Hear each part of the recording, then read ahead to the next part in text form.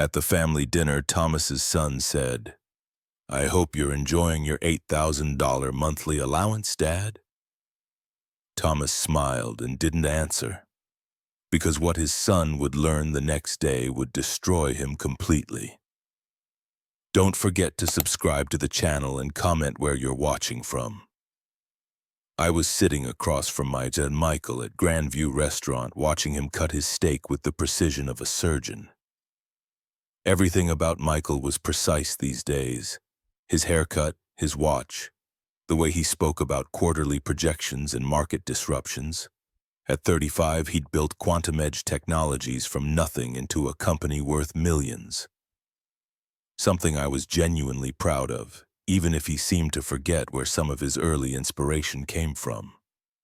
"Dad, you're barely touching your food," Amber said, my daughter-in-law's voice carrying that practiced concern she'd perfected over the years. She meant well, I think, but there was always an undertone that suggested I was somehow fragile, somehow diminished.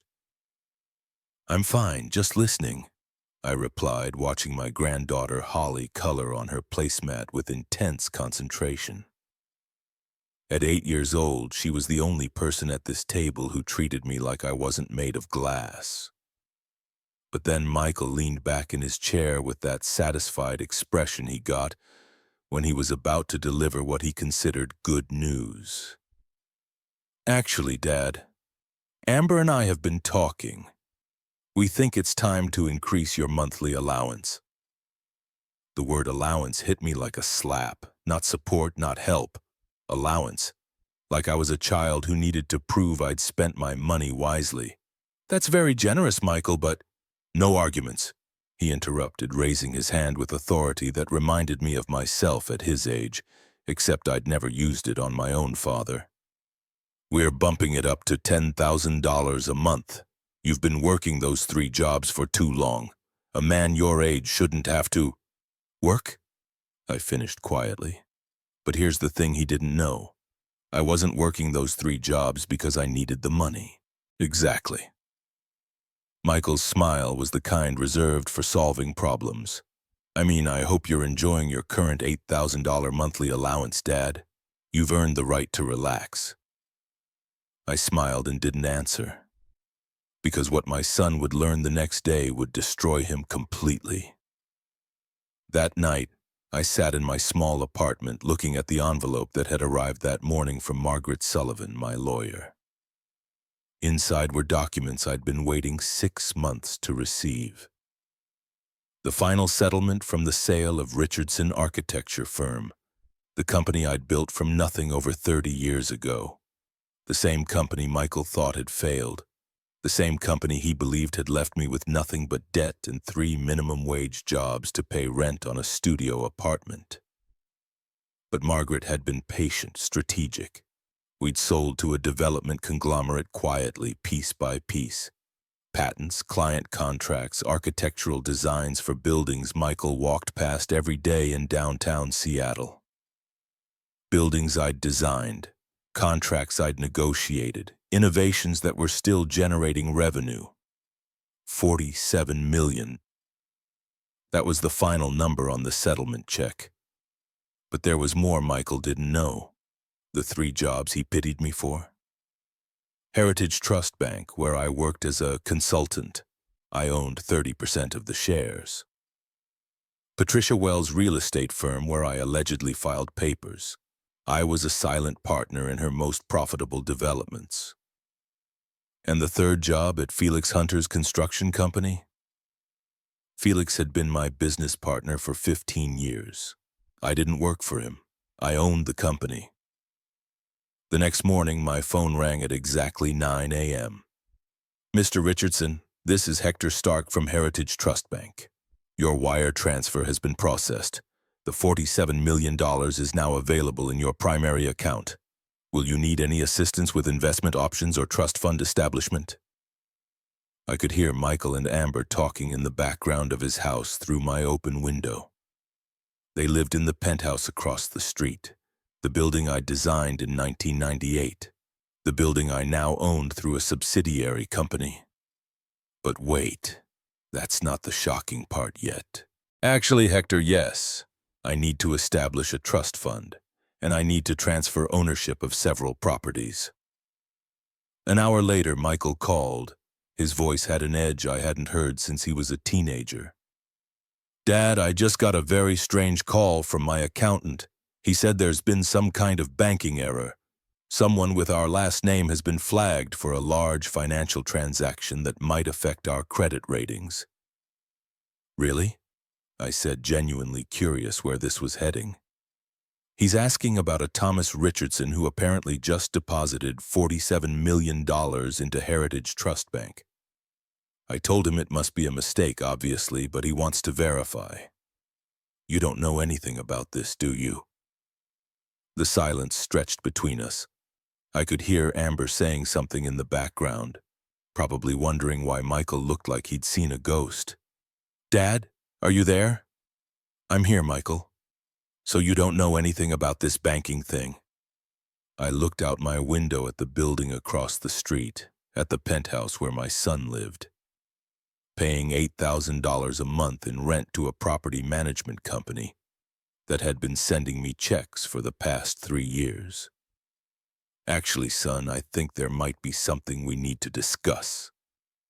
But the biggest shock was still coming.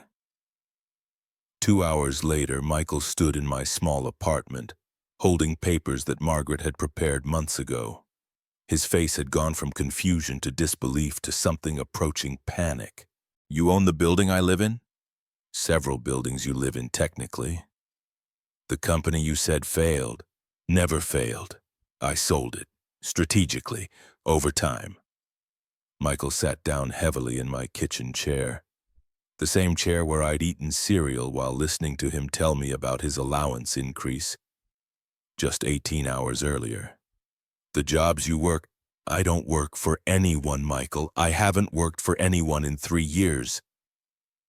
Amber appeared in my doorway, having followed Michael upstairs. What's going on, Michael? You look like... My father is rich, Michael said in a voice that sounded like he was speaking a foreign language. My father is very, very rich. But here's what I need you to understand. This wasn't about the money. This wasn't about embarrassing my son or proving a point about respect. This was about something deeper, something that had been eating at me for months every time Michael handed me an envelope with cash like I was a charity case. It was about the look in his eyes when he talked about increasing my allowance. Like I was a burden he was generous enough to carry. Like my years of raising him, of working 70-hour weeks to pay for his education, of sacrificing my own comfort to make sure he had every opportunity, had somehow made me his dependent. Michael, I said quietly, sit down. He looked around my small apartment with new eyes, at the simple furniture, the tiny kitchen, the single bedroom. Dad, why are you living like this if you have... Because I wanted to know who you really were, I interrupted. I wanted to know if the son I raised would take care of his father out of love, or if he'd do it because he felt superior. The truth hit him like a physical blow. I could see it in his face. When you give me that monthly allowance, I continued, do you do it because you're grateful, or do you do it because it makes you feel powerful? Michael's mouth opened, but no words came. Do you help me because you love me, or because having a poor father makes you feel more successful? Now here's what shocked me the most about that moment. Michael started crying. Not the frustrated crying of a man who'd been fooled, but the deep, ashamed crying of a man who suddenly understood what he'd become. Dad, He wiped his eyes with the back of his hand. I liked feeling like I was taking care of you. I liked being the successful one. I know, I said. That's why I had to know. Amber was staring at both of us like we were speaking in code. I don't understand. Thomas, if you have all this money, why didn't you just... Because money doesn't tell you who people are, I said. Taking it away does. Over the next hour, I told them everything. about Margaret's strategy to sell the company without market disruption, about my investments in the businesses where I allegedly worked minimum wage jobs, about the real estate portfolio that included not just Michael's building, but half the commercial district where Quantum Edge Technologies rented their office space. "You're my landlord," Michael said, the irony hitting him. "I've been paying rent to my father while giving my father an allowance." Essentially, yes. But the real surprise was still coming. "There's something else," I said, pulling out one more document Margaret had prepared. "Quantum Edge Technologies has been looking for investors for your new AI project, right?" Michael nodded slowly.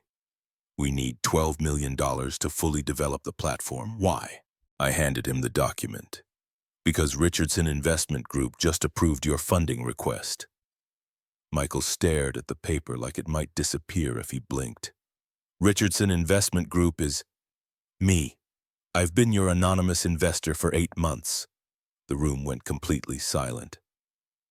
Amber sat down on my couch like her legs had given out. "Dad?" Michael's voice was barely a whisper. "Why?" "Because I believe in you," I said. "I always have.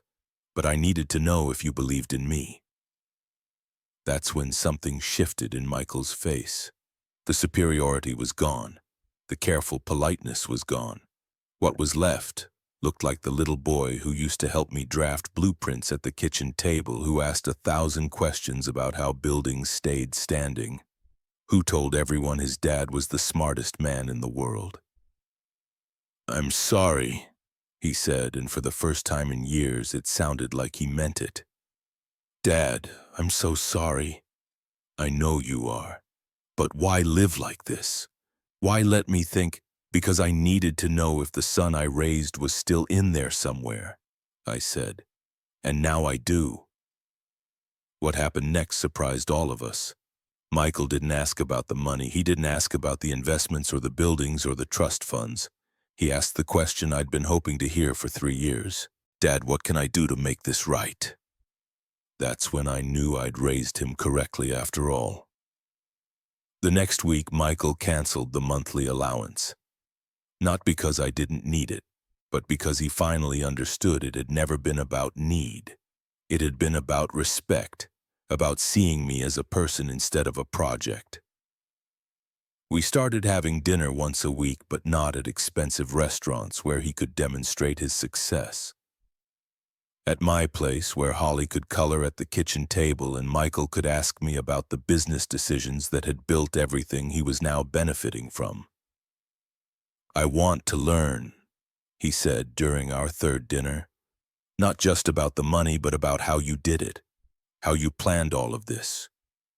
"It wasn't about the money, Michael," I told him. "It was about the principle, about maintaining dignity even when people assume you don't have any." But here's the final twist that nobody saw coming. 6 months later, Michael called me with a proposal. Quantum Edge Technologies wanted to merge with Richardson Investment Group.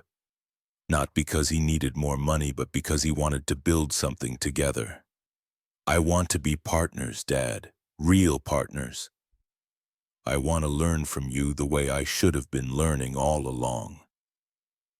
And that's exactly what we did.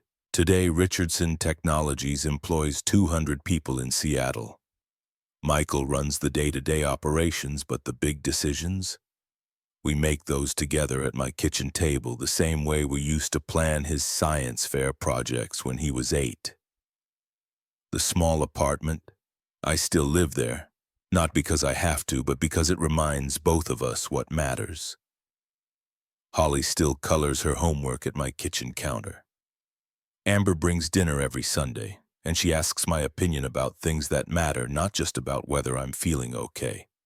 But most importantly, when Michael introduces me to his colleagues now, he doesn't say, "This is my father, I help take care of him." He says, "This is my father, he's the smartest businessman I know." That's worth more than $47 million. If you've ever felt invisible because of your age, or if you've ever had someone treat your experience like it was worthless, I want you to know something. Your value isn't determined by other people's assumptions. Sometimes the most powerful thing you can do is let them underestimate you while you quietly prove them wrong. The respect you deserve isn't something you have to beg for. It's something you can demonstrate you've earned all along. Before I go, I want to thank you for listening to my story.